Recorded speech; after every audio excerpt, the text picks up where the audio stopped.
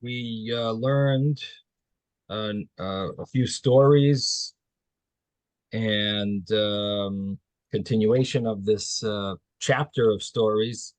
And we had the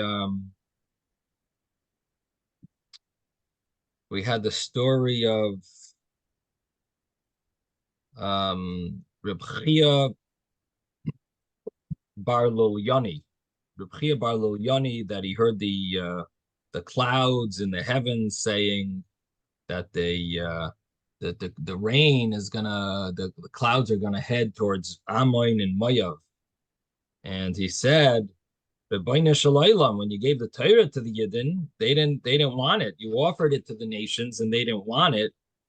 And now you're going to give them the rain? Just throw the rain over here. So sure enough, Hashem listened, and the rain was given to Eretz Yisrael.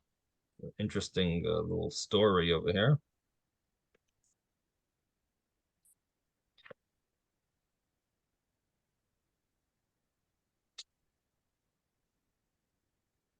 Sounds like he was talking to the clouds, but somehow, well, that actually says Rabbeinu Shalom. So he's talking. He heard the clouds talking, and then he tells Hashem that, and Hashem, I guess, commands the clouds what to do, and the clouds ended up pouring the rain over here. Okay, that was one. Then the Gemara came. The Gemara had another little insight from Reb Chia Bar Lulyani about tzaddik is like a tamar, a date palm. He's also like an erez, a cedar tree. Why is he similar to both? So the Gemara says, well, a date palm has a certain drawback because a date palm doesn't regenerate. So therefore it uses the term erez. And if it would just say erez, a cedar tree doesn't have fruits, but a date palm has fruits. So therefore it says both. So it has we've got the tzaddik. He regenerates, which the way we explained it, again, we had Rashi's interpretation over here about that his giz that he doesn't regenerate. That maybe you would think that a tzaddik doesn't have he won't be remembered, or he won't come up to Tchias HaMesim. Again, it seems a little surprising that the Gemara has these thoughts, but that's the fact that the pasuk compares a tzaddik to a tamar.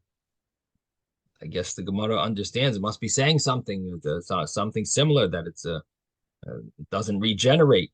So anyway, the Gemara says, but it's similar to an erez that does regenerate. Then the Gemara asks, but in erez also we have sources that an erez doesn't regenerate. The Gemara answered that there's 10 different types of erez trees, and some do, some don't. So it's not doesn't mean that it doesn't regenerate. It's not correct. It really does regenerate. Many of them do regenerate. Some regenerate. Then the Gemara said the story of Rabbi Eliezer, which he decreed these 13 fasts, and it still didn't rain. And then the people started leaving shul, and he told them, he says, "Where are you going? Going to you already prepared your graves? Like you're just going to basically planning on dying now? You're giving up. And sure enough, it awakened in the people a feeling of tzaras, like, oh boy, we are in a very serious, this is a terrible situation that we're in. They sort of woke them up, and they started crying about their tzaras. And sure enough, it started raining. And the concept is that it says Sharei Demois Loininalu, that the gate of tears is never closed. And so they started crying, and sure enough, Hashem heard their cry. Yes, Mordechai. Yeah, this thing about telling them to prepare their graves reminds me of the Hasidic. I mean, I think it was actually a Chabad Hasidic story about somebody saw a Hasid who was drowning, and he shouted to him, "Send regards to the Levi son," and that somehow saved him. And later, the one who cried, sang regards to the Levian son, said that he could see that like at that point he didn't have any mazel, but that I guess like the enjoyment that he got from hearing sang regards to the Levian son, that it changed his mazel so that he was able to be saved. Uh-huh. Uh-huh. I thought it had something to do with his trying to laugh, and it somehow Right, got the water out, like right, more physical. But you're saying the mazel changed the mazel. Interesting. right. Huh. Uh-huh. Okay, yeah, it's a interesting connection. So then we have this other story about Rabbi Eliezer that he said all the 24 brachas, and he wasn't answered. And Rabbi Kiva went and he said these two lines of Avinu Malkeinu. He said two of the Avinu Malkeinus, and sure enough, it started raining. Then the rabbis started murmuring about I guess Rabbi Kiva is a lot better than Rabbi Eliezer. So a heavenly voice came out and said, "It's not because this one's better. Not because Rabbi Kiva is greater than Rabbi Eliezer, but rather Rabbi Kiva is Maver al Midoisav. And Rabbi Eliezer is not Maver al Midoisav. So that was the Gemara. And we got into a little discussion yesterday that what exactly does that mean? Because Rabbi Eliezer. So again, first of all, it's very impressive that a Baskoil comes out and calls out this line, like a heavenly voice calls out and says, not that this one's better than that one, but this one's Maver al Midoisav. So the interesting thing is Rabbi Eliezer seems to often have these heavenly heavenly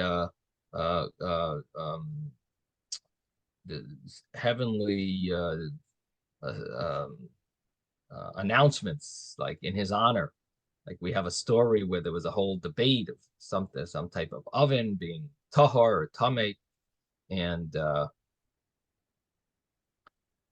he said, if I'm correct, let the heavens call out. And sure enough, there was a heavenly voice that called out that he was correct, that Rabbi Eliezer is correct. And of course, the rabbi said, no, it doesn't prove anything.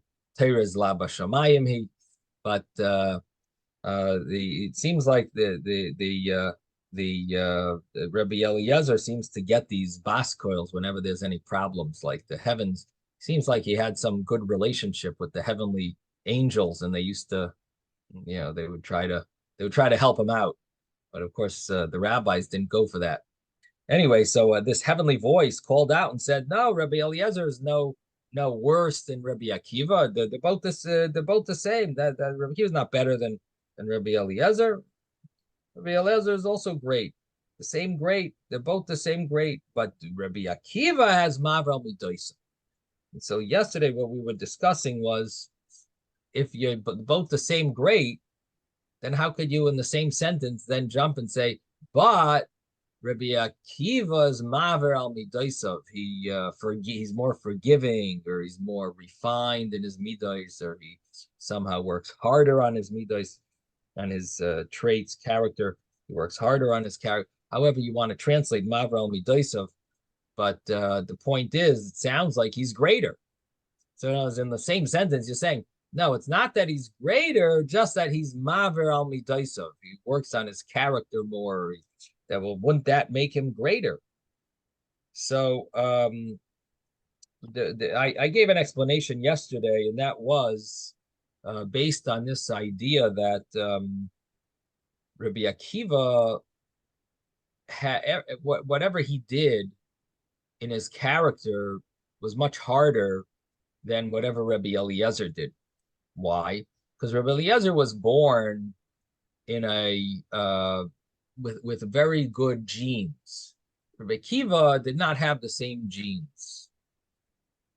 He was born with more complicated and a more complicated type of lineage, and because of that, he wasn't leaning. His genes didn't direct him to always make the right decisions, and he had to work hard to make the better decisions. He had to work hard. Again, he came from non-Jews, and he came from there's a different DNA, so to speak, and so he had to work harder to be Maver al Midah, to reach the same level that Rebbe Eliezer was. So which one was greater? They both reached the same. They're in action. They were both the same because they both would act make the right decisions.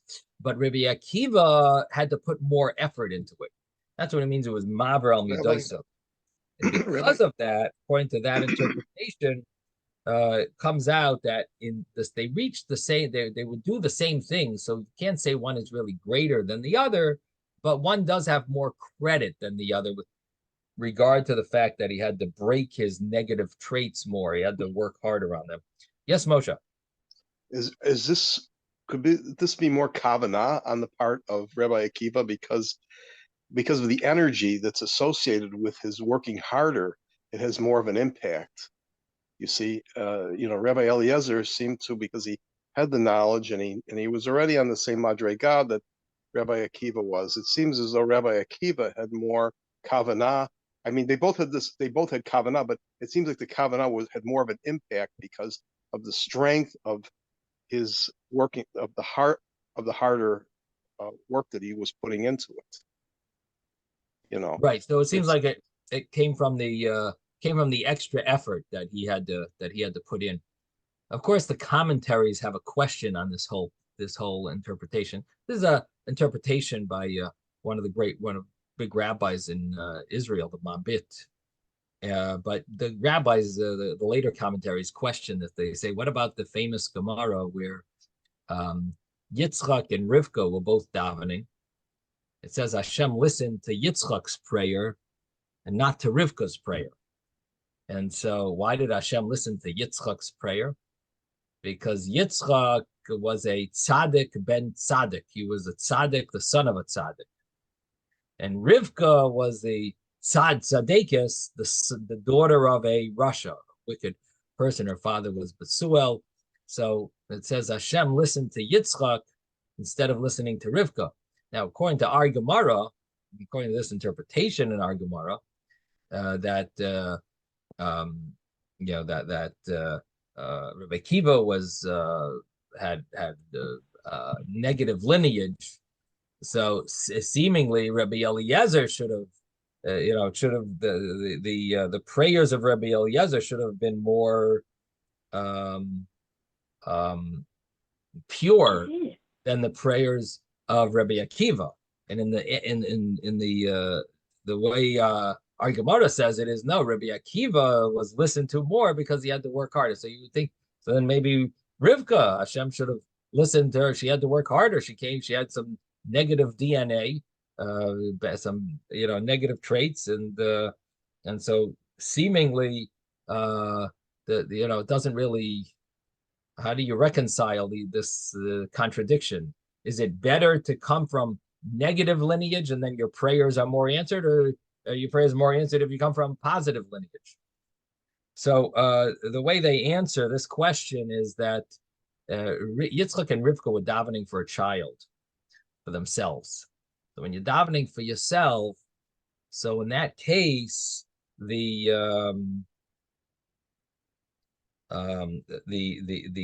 merit of your merit is not really going to help as much as your lineage merit, because your merit generally Hashem wants to save for you, but your lineage, that can benefit you. Now, when you daven for the community, in that case, your merit is meant to be protecting the community. So in other words, when you're davening for yourself, Hashem doesn't want you to use up your merit. So your lineage comes in handy. When you're davening for the community, then it's really all about your merit. Are you gonna merit to save the community? So in this scenario, Rabbi Akiva's merit is actually greater because he works harder. Worked harder on. So this is one of the interpretations of this Gemara. There is another interpretation that Rabbi Eliezer was more of a strict person, almost like a Beis Shammai type of person, and the reason he acted that way was because he felt that's the appropriate, very strict, a very like kanoi, like more of a zealot, a strict, a more machmir person, and that was his style. That was his understanding of how to serve Hashem, according to his soul, according to the source of his soul.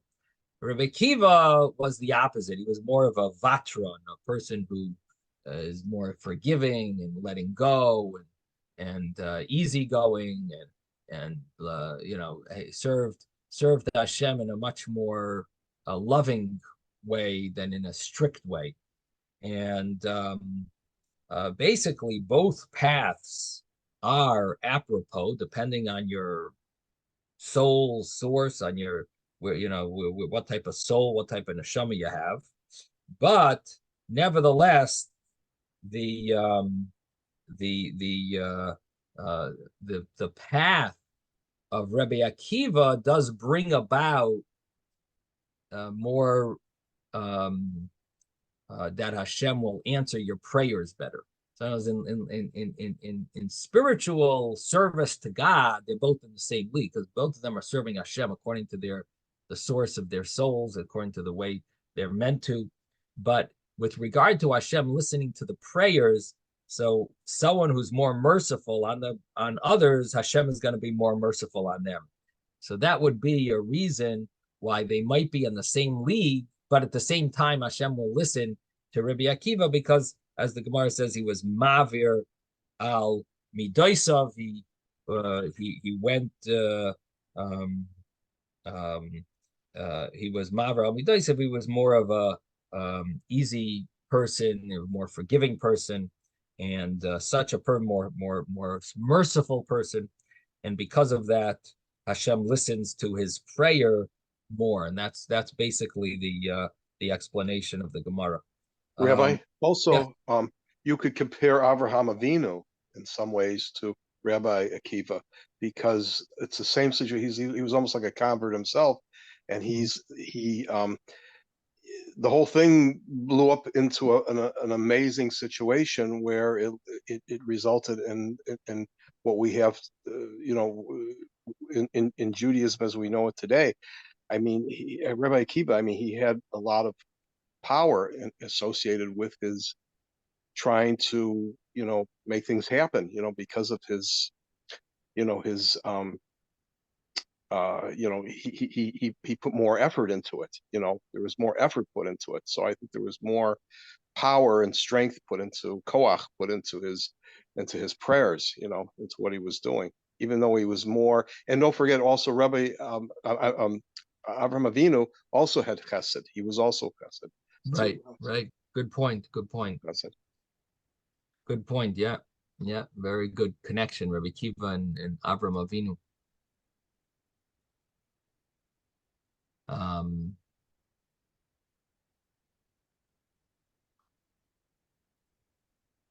It almost seems like there is an anachronism between a connection there.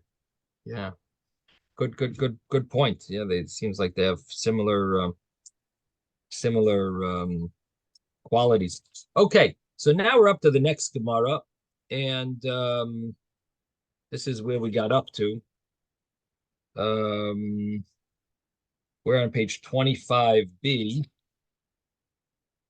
and we're basically going to now jump to discussing a statement in the Mishnah where the Mishnah talked about the Beis Din decreeing about fasting, And if they were answered, so you don't have to continue fasting.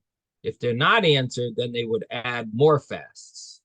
And they would continue with this series of fasts, up to 13 fasts for the community, and so on. But basically the implication is that if they were answered, then you don't have to add on any new fasts. So the Gemara now brings a brisa, and we're holding about halfway down the page on 25b. Tano Rabbanon, must be about let's say about 25 lines from the top, maybe 28 lines from the top. And if you're in the art scroll 25b, let me tell you where we are. 25b1, 25b1, the last paragraph of the page, 25b. Tano Rabbanon, the rabbis learned, it taught in a brisa.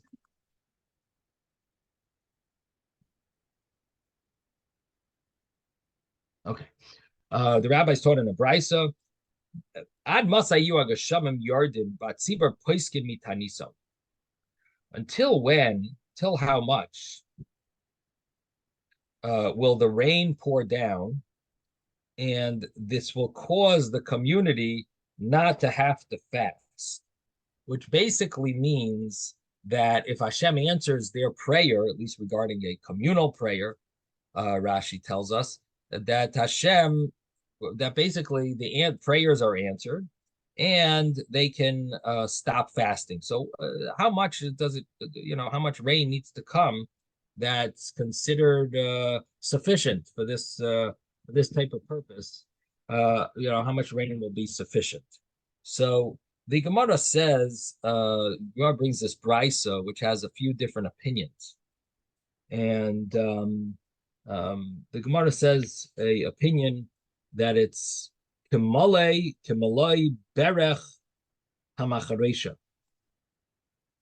that the amount is the plow, if it's the size of the blade of the plow in the ground, if it rains to that extent that that area is saturated with water, that would be enough to say you don't have to either make new fasts. Like means we've gotten sufficient rain. Now, Divrei Rabbi Meir, these are the words of Rabbi Meir, and the understanding is this is about 3 hand breaths of, at least according to one of the opinions, brings down, one of the commentaries brings down that this would be a measure of about 3 hand breaths into the ground. And basically that's enough rain, and there wouldn't be a need to, you wouldn't then continue making fasts. The Gemara continues, says, the rabbis say that that's not enough, because it depends what type of, or that's not the correct measure. You have to add one, you have to qualify this based on how dry the earth is. So b'chareva, if the earth is dry, then the amount is a tefach. That's 1 hand breath is enough. If it saturates a tefach, 1 hand breath, 3 to 4 inches into the ground, that would be enough, because this is dry land. The land is not soft, so the water is not going to penetrate it so easily. And if it does penetrate it, a tefach, a hand breath, that would be sufficient. Beinus, if it's a mediocre level dryness, which means it's not that dry, but it's not moist. It's not worked on this ground. It's not softened and plowed. So if it's beinus, if it's just a middle level of dryness, then tfachayim, you would need 2 hand breaths. Avuda, if it's worked on ground, meaning it's been plowed and the water will drip into it and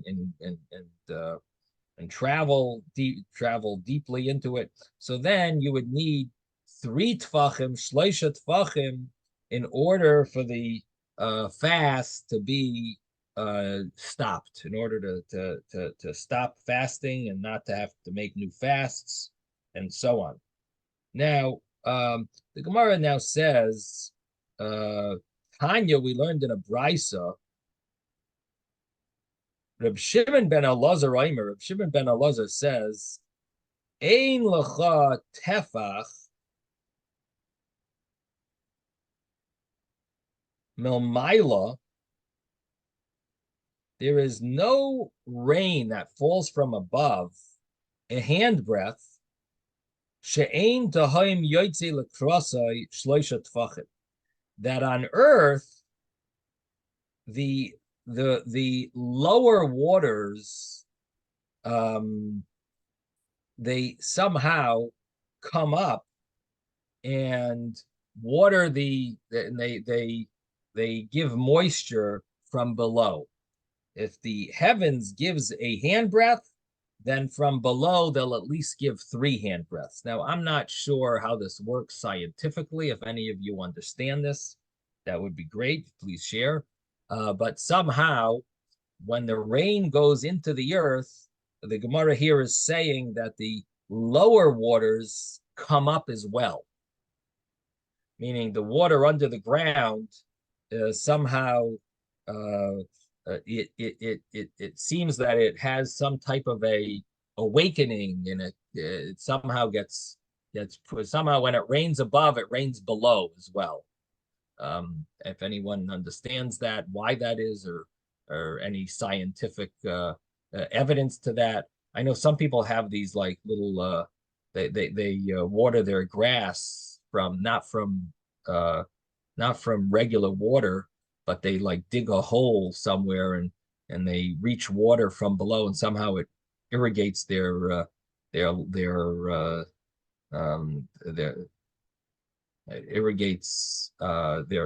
land, their grass, and so on. I don't know if that somehow it gets more when does that water come up more when it rains from above.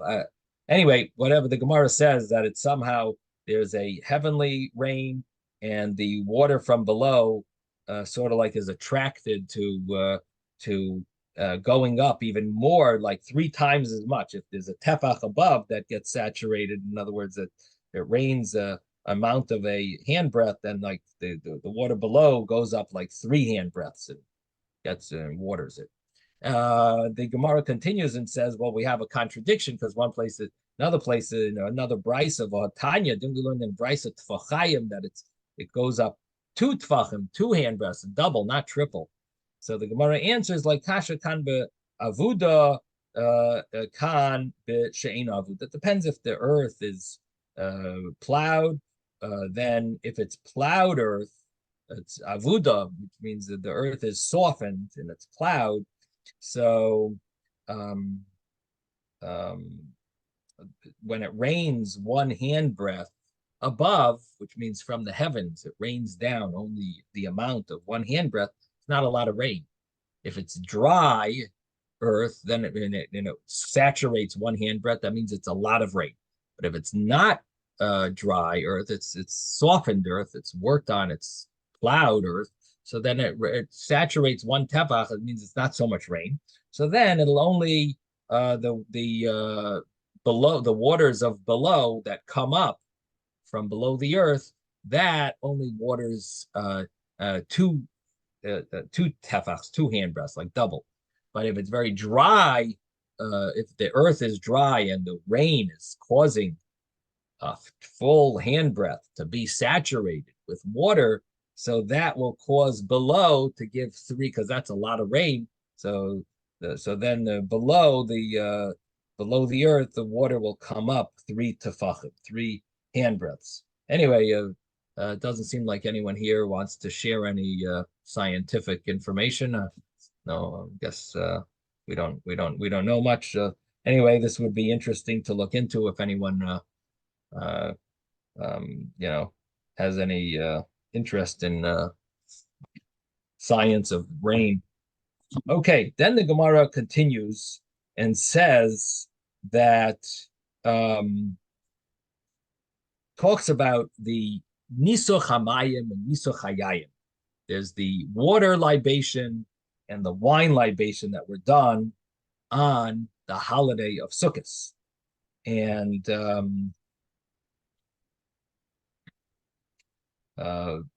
the Gemara continues and tells us that, well, it's a statement of Rabbi Elazar, when they pour the water on Sukkot, on the altar,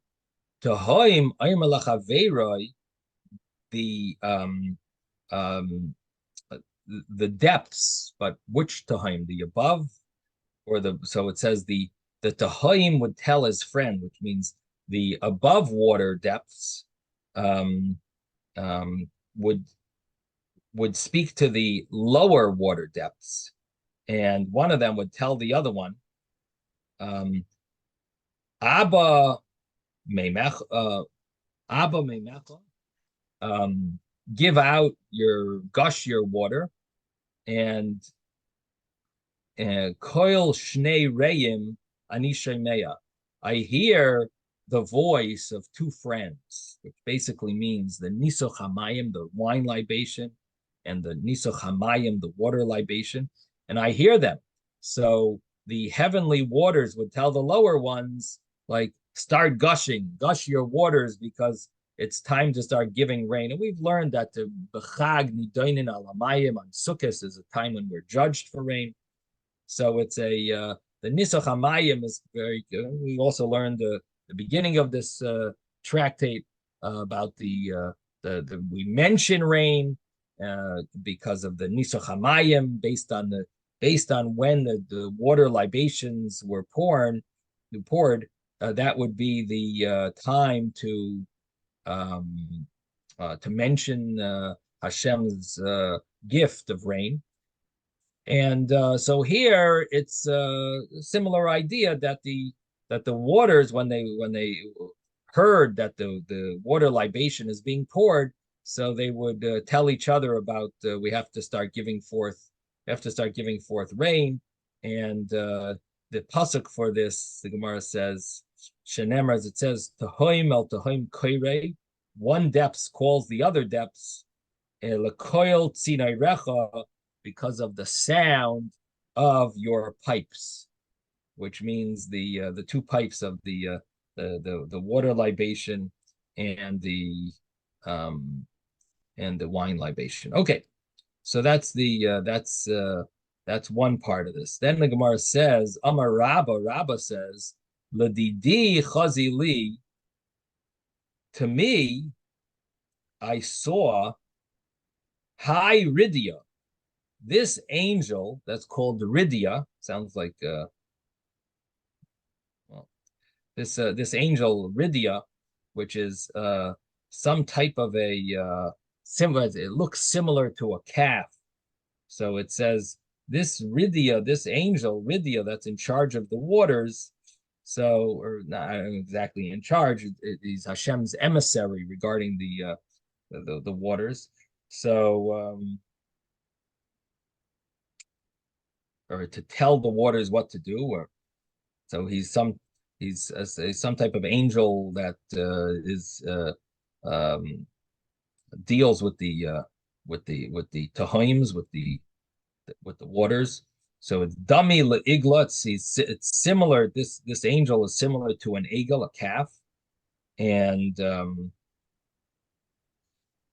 pirsa sifvase. Its lips are opened, which basically means it smiling. The kaima bein tahima tata l'taimiva. It stands in the middle between the lower depths and the upper depths. The upper heavens, the water. In other words, it stands in between the ocean and the heavenly waters. And to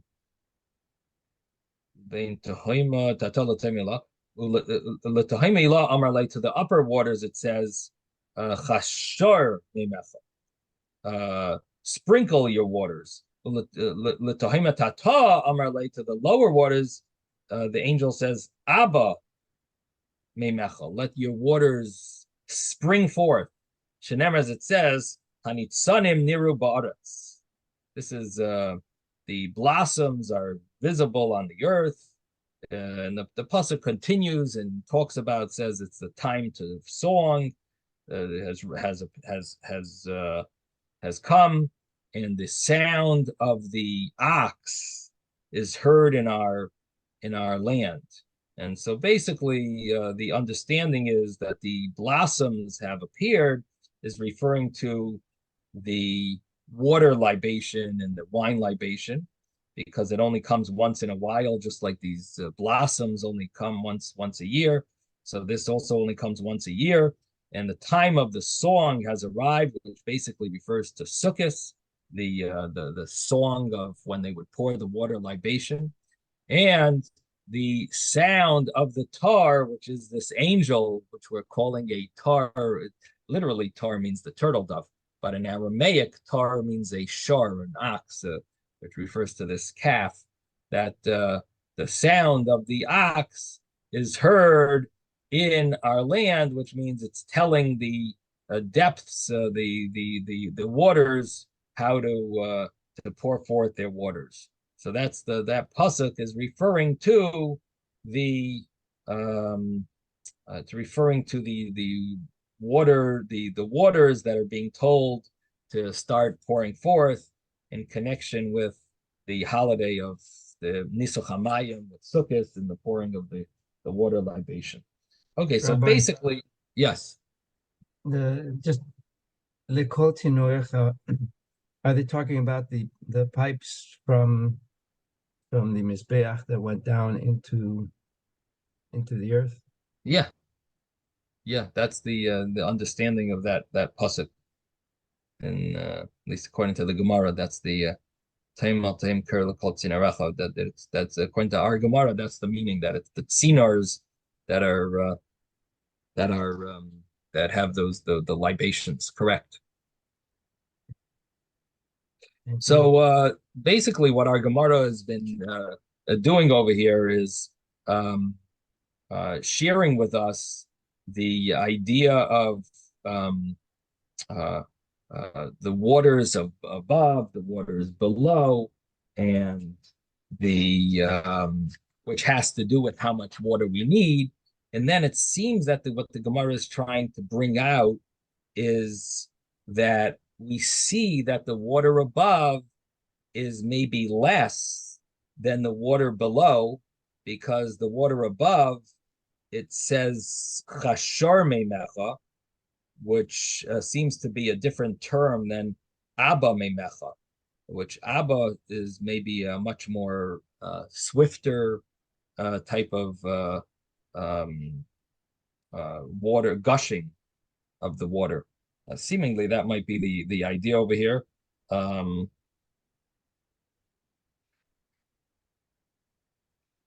Just 1 second. Let's just take a look over here.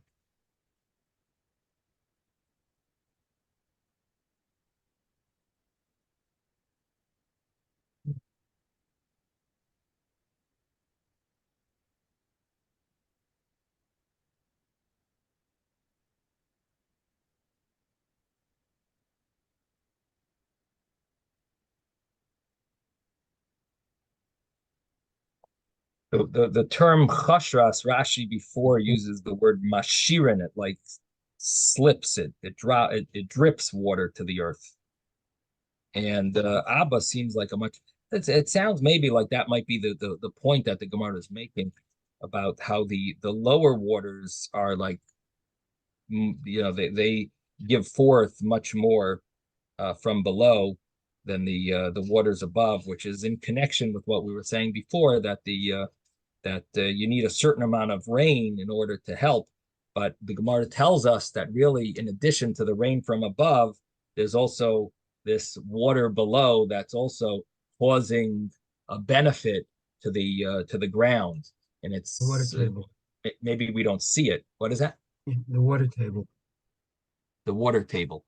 I'm not familiar with that term. What does that mean, the water table? There's there's a level of water below ground that here in Miami, if you dig down like, I don't know, 6, 10 feet or something like that, you'll hit water.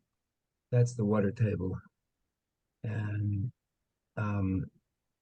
probably that's basically what's available that you can tap into. This is what you were talking about, that people will drill wells into the ground and hit the water table and draw the water to sprinkle and water their lawns. So I think that's what they're talking about, the lower waters. They Right. might be talking about the lower water. Yeah, yeah. So seemingly that's what it is. Okay, good. Okay, so that's the term, water table. So so what our Gemara seems to be saying is that that water table, that water does help the growth of the produce, not just the rain.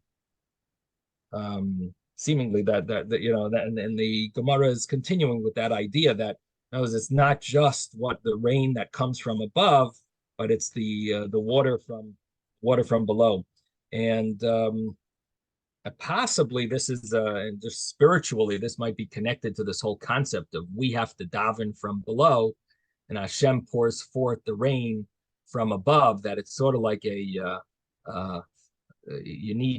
need to have the work from below, the avodas ha'adam, mata l'mayla, our work from below, and somehow it affects that causes Hashem to want to pour forth from above, and the more refined we are, the more worked, the more our soil is more worked on, meaning the more soft we are and humble, maybe the easier it is for the water to saturate, for the water that comes from the heaven to saturate us and to fulfill our needs.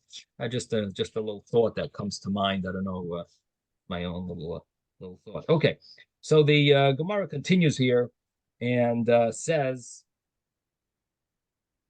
about this idea of the same concept that we started mentioning from the Mishnah about if it rains a certain amount, then they don't have to finish the fast. Like they could even stop the fast mid-fast. But the Mishnah had mentioned that it depends when, the different opinions. First of all, there were different opinions about this. Again, this was on the Mishnah in our chapter, the only Mishnah of our chapter, actually, on page 19, where the Mishnah talked about the rain, that if it was they were fasting and it started raining, if it started raining before sunrise, you don't have to finish the fast. If it started raining after sunrise, you have to finish the fast. And Rabbi Eliezer said it goes by midday. If it starts raining before midday, you don't have to finish the fast. After midday, you got to finish the fast. So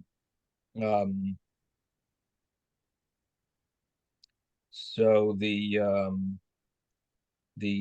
idea behind this brought in the Rambam. The Rambam brings down the idea that once part of the day is made holy, so we make the whole day holy. But the question is, did you really make it holy yet? In other words, your fasting, was it considered significant yet? Was the day already established as a holy day? And meaning a day of fasting and a day of prayer, was it established yet? So now we're going to read. Let's go through this the Gemara here. We are on page 25b, and we are by the two dots. Hayu misanin v'yardu yeshamim kaidem anitzachamo cholu. If they were fasting and it rained before sunrise, that was the Mishnah. And the Gemara brings a brisa, Tanu Rabbanan, the rabbis taught in a brisa. If you're in the art scroll, we're in 25b, 25b2, and the second column over here. So Tanu, the rabbis learned in a brisa that Hayu Masanin v'yardu lahem geshamim kaidem anitzachama. The rain came before sunrise. So the Gemara, the brisa says, Loi yashlimu, you don't have to finish the fast. Liachar nitzachama, after sunrise, it started raining, then Yashlimu div Reb Meir, these are the words of Reb Meir, you will have to finish and complete the fast. And the reason is because you have done you have started the fast in a significant way, and the day has started with holiness, we can finish the day with holiness. Rabbi Yehuda says it goes by midday. Now, if we look back in the Mishnah had said that that Rabbi Eliezer says it goes by midday. So it seems like there's two opinions. The Mishnah quoted Rabbi Eliezer, but here the Gemara quotes Rabbi Yehuda. So in the Brisa, it's Rabbi Yehuda. Rabbi Yehuda says it goes by midday. If before midday it started raining, then they do not have to complete the fast. But if it was after midday, then they do have to complete the fast because you have done significant, you have fasted in a significant way because it's already midday. Most people eat already by now, and you've fasted, so you've made it holy. And the rest of the day we will continue to make holy and consider it a fasting. Now, Rabbi Yossi comes up with a third opinion, and his opinion is koidem tes shois leyashlimu, before 9 hours into the day. And 9 hours into the day means it's quite late.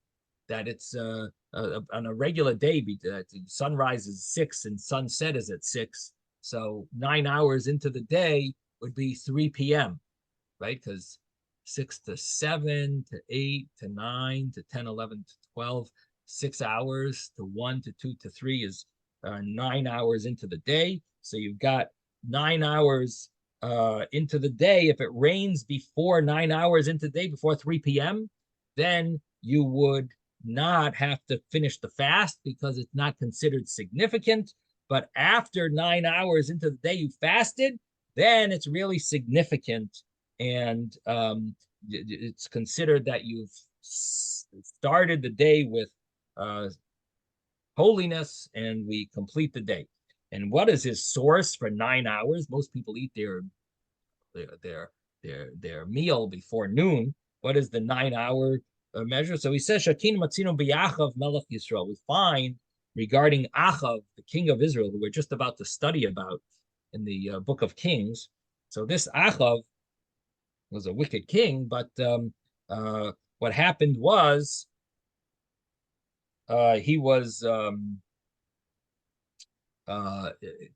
interested in a certain vineyard of Navos, which he was trying to buy from him and refused to sell it. So his wife decided that she'll will just make charges against this guy and kill him, and then we could just take his field. And so that's what they did. And sure, obviously Achav was involved, his wife was involved, Izebel, and sure enough, they stole this field from Navos and killed him. Actually, more importantly, they killed him and got the field. Now Hashem sent a message to Achav through Eliyahu Hanavi to tell Achav that his whole family is going to be destroyed and punished because of this murder, and they'll all be killed out. They'll all be punished and killed. And Achav all of a sudden started fasting and started praying. And when he heard this, he tore his clothes and he put on sackcloth and so on.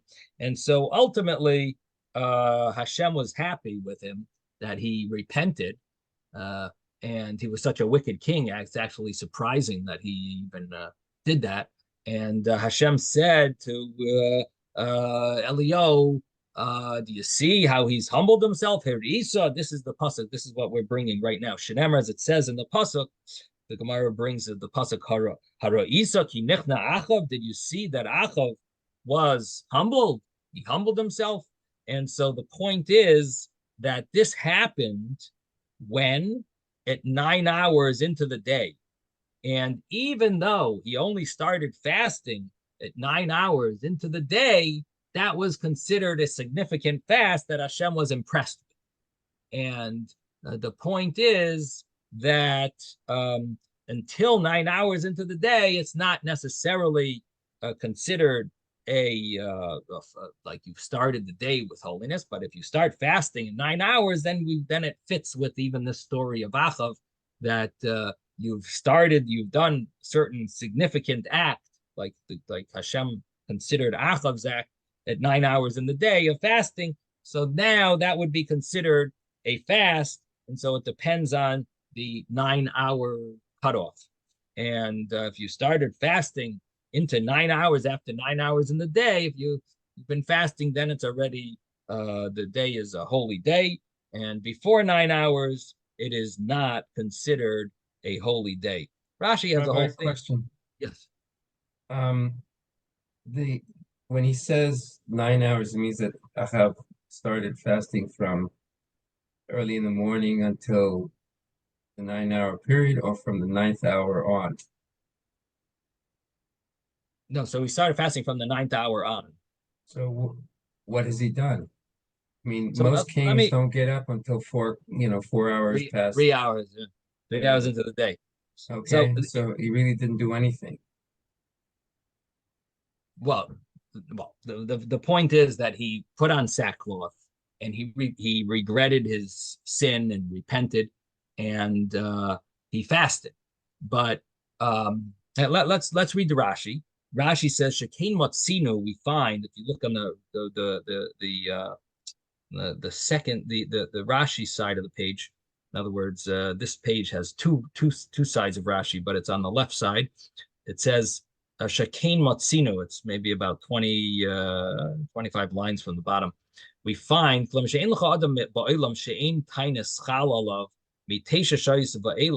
there's no one in the world that that would this number that you could say that it's not a fast after 9 hours.